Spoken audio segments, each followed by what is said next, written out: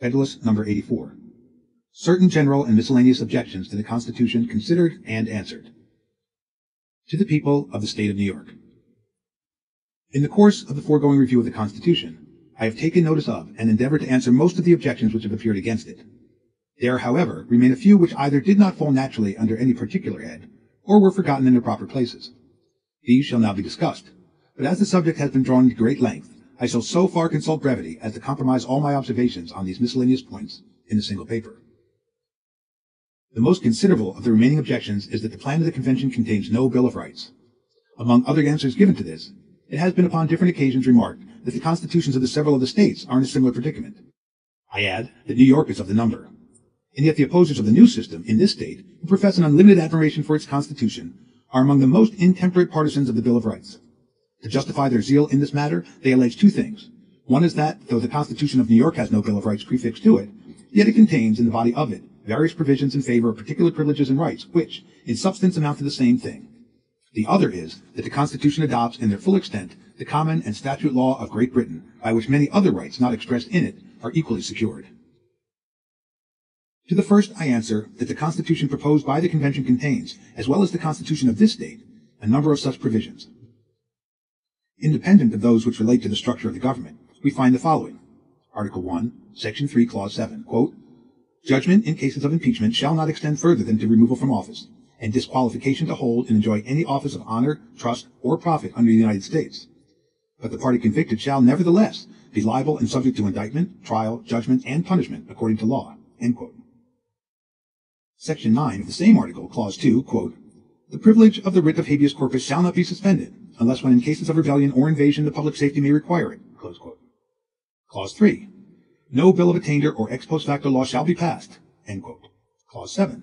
Quote, "No title of nobility shall be granted by the United States, and no person holding any office of profit or trust under them shall, without the consent of the Congress, accept of any present, emolument, office, or title of any kind whatever from any king, prince, or foreign state." End quote. Article 3, Section 2, Clause 3. "The trial of all crimes, except in cases of impeachment, shall be by jury, and such trial shall be held in the state where the said crime shall have been committed. But when not committed within any state, the trial shall be at such place or places as the Congress may by law have directed." End quote. Section 3 of the same article, quote, "Treason against the United States shall consist only in levying war against them, or in adhering to their enemies, giving them aid and comfort. No person shall be convicted of treason unless on the testimony of two witnesses to the same overt act, or on confession in open court." Close quote. In Clause 3 of the same section, quote, "The Congress shall have power to declare the punishment of treason, but no attainder of treason shall work corruption of blood or forfeiture except during the life of the person attainted." End quote. It may well be a question whether these are not, upon the whole, of equal importance with any which to be found in the Constitution of this state. The establishment of the writ of habeas corpus, the prohibition of ex post facto laws, and of titles of nobility, to which we have no corresponding provision in our Constitution, are perhaps greater securities to liberty and republicanism than any it contains. The creation of crimes after the commission of the fact, or, in other words, the subjecting of men to punishment for things which, when they were done, were breaches of no law, and the practice of arbitrary imprisonments have been, in all ages, the favorite and most formidable instruments of tyranny. The observations of the judicious Blackstone, in reference to the latter, are well worthy of recital. Quote, "To bereave a man of life," says he, "or by violence to confiscate his estate, without accusation or trial, would be so gross and notorious an act of despotism, as must at once convey the alarm of tyranny throughout the whole nation. The confinement of the person, by secretly hurrying him to jail where his sufferings are unknown or forgotten, is a less public, a less striking, and therefore a more dangerous engine of arbitrary government." End quote. And, as a remedy for this fatal evil, he is everywhere peculiarly emphatical in his encomiums on the Habeas Corpus Act, which in one place he calls, quote, "the bulwark of the British Constitution." End quote. Nothing need be said to illustrate the importance of the prohibition of titles of nobility. This may truly be denominated the cornerstone of the Republican government, for so long as they are excluded, there can never be serious danger that the government will be any other than that of the people. To the second, that is, to the pretended establishment of the common and state law by the Constitution, I answer that they are expressly made subject, quote, "to such alterations and provision as the legislature shall from time to time make concerning the same." End quote. They are therefore at any moment liable to repeal by the ordinary legislative power, and of course have no constitutional sanction. The only use of the Declaration was to recognize the ancient law and to remove doubts which might have been occasioned by the Revolution. This consequently can be considered as no part of a Declaration of Rights, which under our constitutions must be intended as limitations of the power of government itself. It has been several times truly remarked that bills of rights are, in their origin, stipulation between kings and their subjects, abridgments of prerogative in favor of privilege, reservation of rights not surrendered to the prince. Such was the Magna Carta, obtained by the barons sword in hand from King John. Such were the subsequent confirmations of that charter by succeeding princes. Such was the Petition of Right, assented to by Charles I in the beginning of his reign. Such also was the Declaration of Right presented by the Lords and Commons to the Prince of Orange in 1688, and afterwards thrown into the form of an Act of Parliament called the Bill of Rights. It is evident, therefore, that according to their primitive signification, they have no application to constitutions professedly founded upon the power of the people, and executed by their immediate representatives and servants. Here, in strictness, the people surrender nothing, and as they retain everything, they have no need of particular reservations. Quote, "We, the people of the United States, to secure the blessings of liberty to ourselves and our posterity, do ordain and establish this Constitution for the United States of America." Here is a better recognition of popular rights than volumes of those aphorisms which make the principal figure in several of our states' bills of rights, and which would sound much better in a treatise of ethics than in a constitution of government. But a minute detail of particular rights is certainly far less applicable to the Constitution like under consideration, which is merely intended to regulate the general political interests of the nation, than to a Constitution which has the regulation of every species of personal and private concerns. If, therefore, the loud clamors against the plan of the Convention on this score are well founded, no epithets of reprobation will be too strong for the Constitution of this state. But the truth is that both of them contain all which, in relation to their objects, is reasonably to be desired. I go further, and affirm that bills of rights, in the sense and to the extent in which they are contended for, are not only unnecessary in the proposed Constitution, but would even be dangerous. They would contain various exceptions to powers not granted, and on this very account would afford a colorable pretext to claim more than were granted. For why declare that things shall not be done, which there is no power to do? Why, for instance, should it be said that the liberty of the press shall not be restrained, when no power is given by which restrictions may be imposed? I will not contend that such a provision would confer a regulating power, but it is evident that it would furnish, to men disposed to usurp, a plausible pretense for claiming that power. They might urge with a semblance of reason that the Constitution ought not to be charged with the absurdity of providing against the abuse of an authority which was not given, and that the provision against restraining the liberty of the press afforded the clear implication that a power to prescribe proper regulations concerning it was intended to be vested in the national government. This may serve as a specimen of the numerous handles which be given to the doctrine of constructive powers by the indulgence of an injudicious zeal for bills of rights. On the subject of liberty of the press, as much as has been said, I cannot forbear adding a remark or two. In the first place, I observe that there is not a syllable concerning it in the Constitution of the state. In the next, I contend that whatever has been said about it in that of any other state amounts to nothing. What signifies the declaration that, quote, "the liberty of the press shall be inviolably preserved," end quote? What is the liberty of the press? Who can give it any definition which would not leave the utmost latitude for evasion?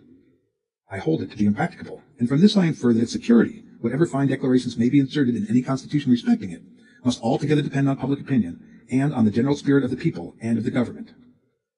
And here, after all, as is intimated upon another occasion, we must seek for the only solid basis of all our rights.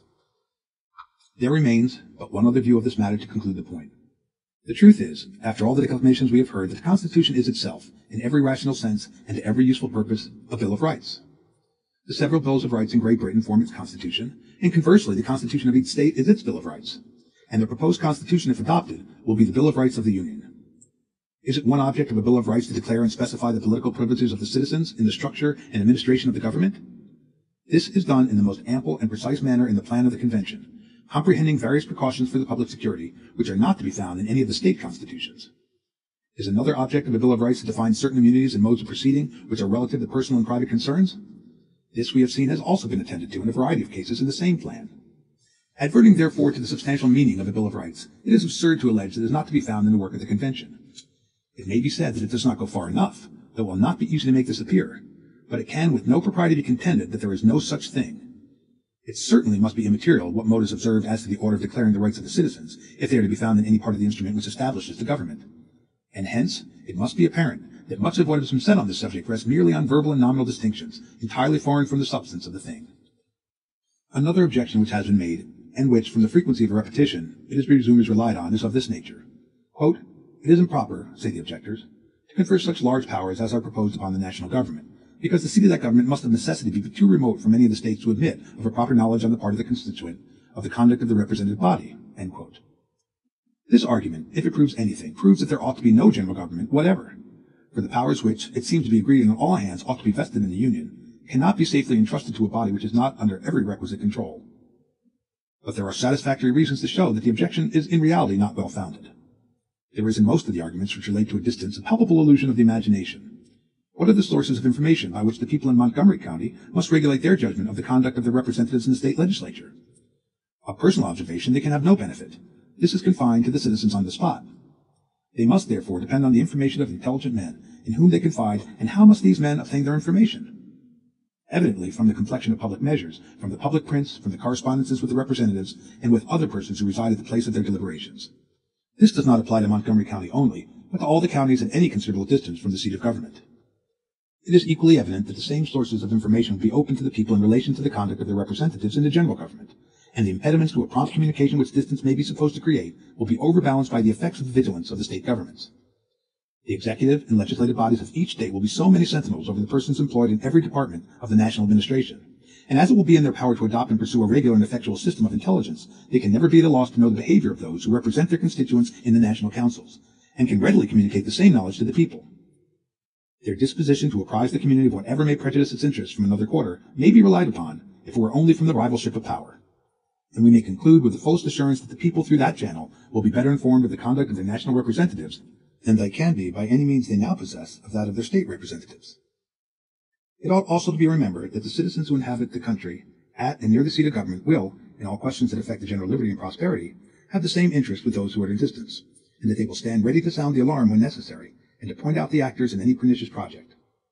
The public papers will be expeditious messengers of intelligence to the most remote inhabitants of the Union.